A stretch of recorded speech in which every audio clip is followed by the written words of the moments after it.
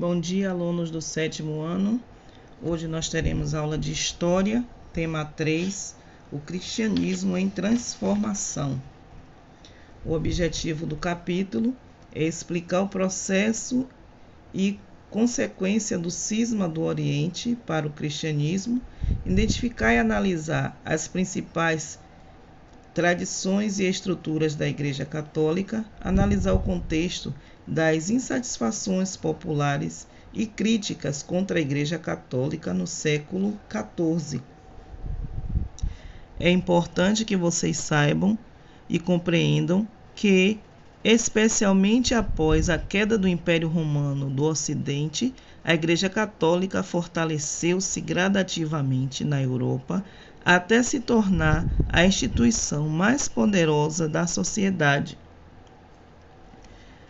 Vocês vão assistir a seguir um vídeo que vai explicar toda a situação da igreja nessa época, entre o século XIV, XV e XVI.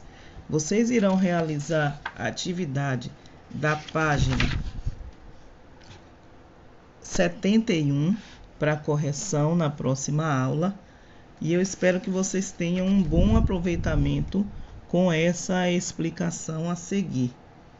Lembrando que essas aulas são importantes para que vocês possam aperfeiçoar o conteúdo de vocês.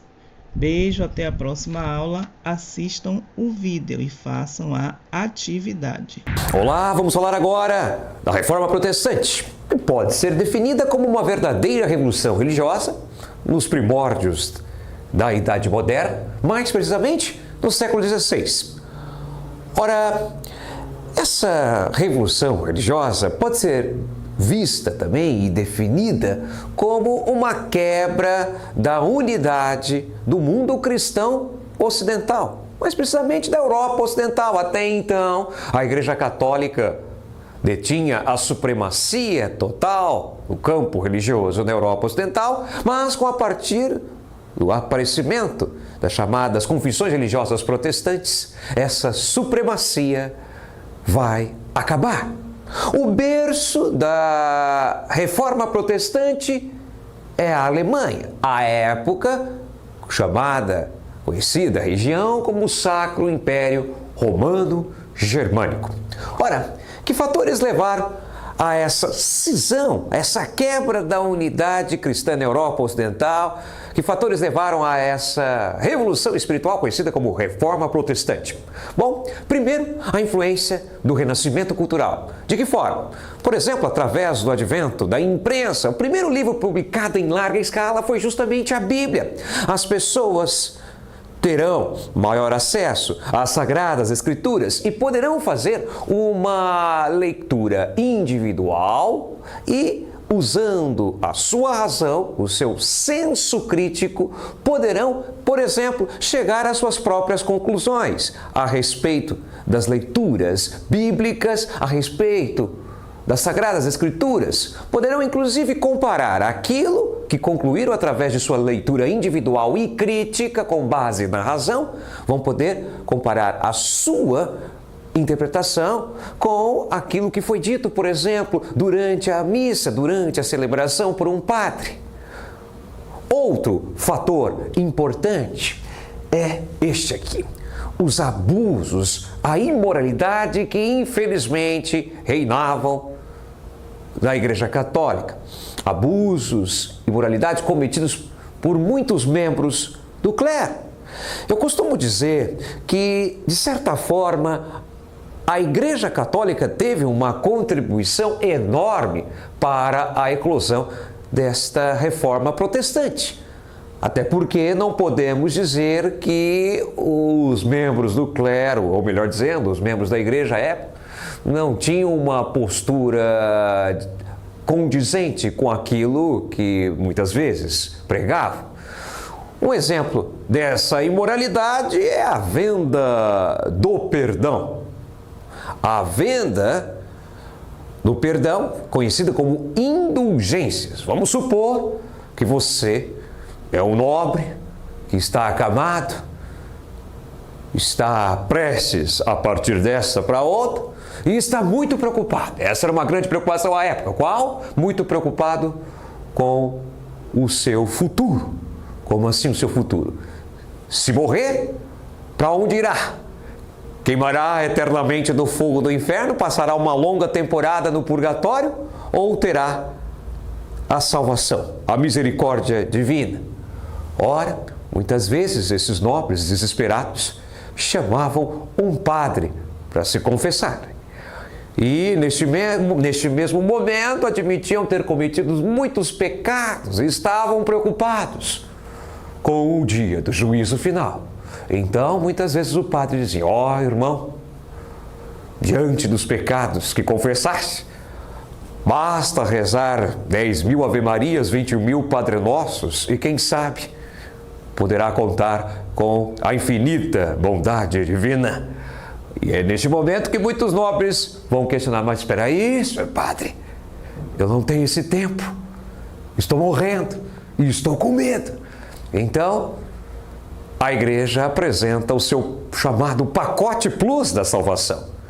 Nós temos a solução para o seu problema, vão dizer os padres da época. Por exemplo, você pode obter a absolvição dos seus pecados. São chamadas cartas de indulgências.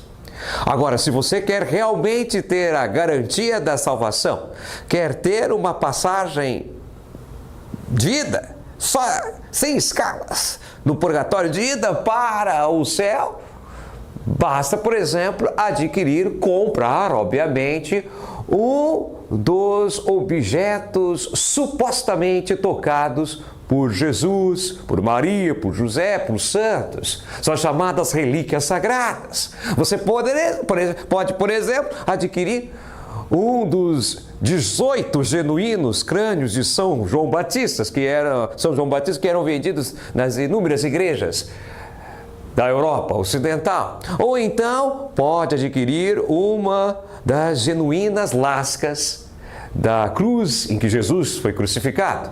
Um dos críticos disso tudo, o escritor holandês renascentista Erasmus de Roterdã, dizia que se pudéssemos reunir todas as supostas legítimas lascas de madeira da cruz de Jesus Cristo, daria para construir a Arca de Noé. Além disso, a igreja também acumulava riquezas através da venda de cargos eclesiásticos. Por exemplo, um filho de um nobre, um filho mais jovem, por exemplo, que não herdasse suas propriedades e quisesse ter uma função na sociedade respeitada, admirada, poderia, por exemplo, se dedicar aos assuntos da igreja. Por exemplo, através da compra de um cargo eclesiástico. Por exemplo, comprando o cargo de bispo. Além disso, vale lembrar que a Igreja Católica, à época também, era uma instituição marcada pela presença de padres, de bispos e até mesmo de papas que não respeitavam o voto de castidade, o celibato. Um exemplo: o Papa Alexandre VI chegou a ter 8 filhos. Em relação à riqueza acumulada através da venda de cargos eclesiásticos e indulgências, nós temos o exemplo do Papa Leão X, que, se pudéssemos comparar com números atuais, a renda que esse senhor auferia com a venda da indulgência, a venda do perdão, chegaríamos a uma quantia de aproximadamente $1 milhão ao ano.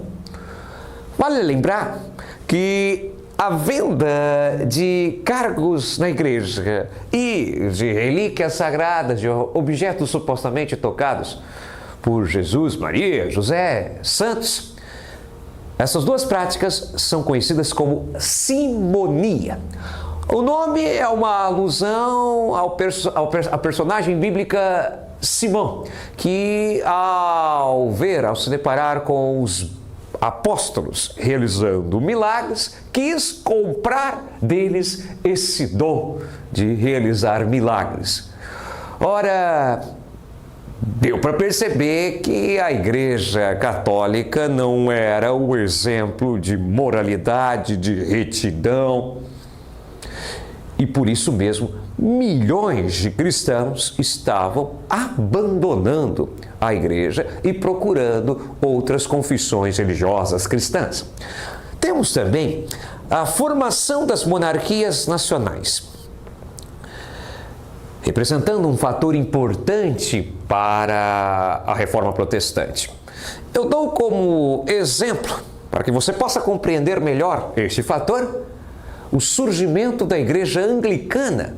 O polêmico monarca da dinastia Tudor, Henrique VIII, buscando consolidar o absolutismo na Inglaterra, buscando concentrar poderes em suas mãos, vai romper relações com a Igreja Católica Apostólica Romana, vai romper relações com a Santa Sé, com o Papa. E qual era o objetivo? O objetivo era eliminar esses obstáculos, esses empecilhos à plena concentração de poderes em suas mãos e a consolidação do absolutismo, uma das características das monarquias nacionais europeias.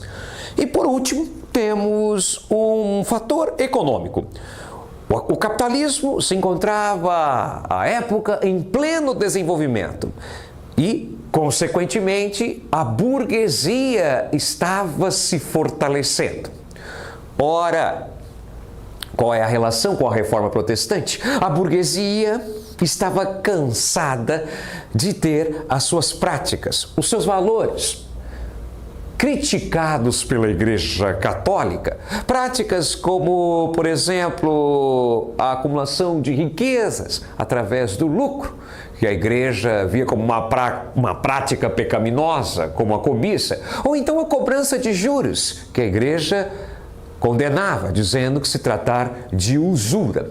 Ora, a burguesia estava ávida por encontrar uma doutrina religiosa, uma confissão religiosa cristã que, ao invés de condenar as suas ideias, as suas práticas, pelo contrário, os valorizasse, os enaltecesse. E é isso que vai acontecer principalmente através da doutrina calvinista. Ora, lembrando, não podemos esquecer que muitos membros da Igreja Católica à época, não todos, obviamente, mas muitos, estavam naquele momento mais preocupados em acumular riquezas, acumular bens imóveis, do que trazer o conforto espiritual para os fiéis. E não percam, na próxima aula vamos definir, caracterizar e identificar os aspectos importantes da doutrina da primeira religião protestante, que é o luteranismo. Ok? Não perca! Estude.